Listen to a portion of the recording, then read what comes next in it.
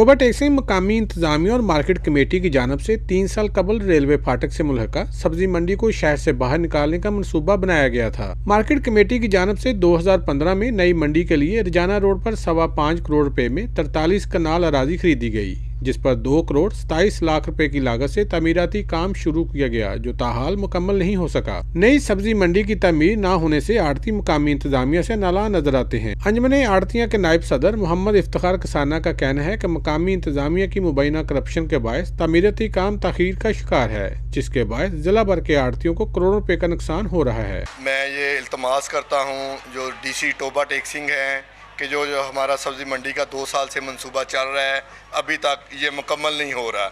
इसकी वजूहात क्या हैं? सब्जी मंडी के आड़तियों ने वज़ीर आला पंजाब समेत आला हुकाम से सब्जी मंडी की फौरी तमीर का मुतालबा किया है।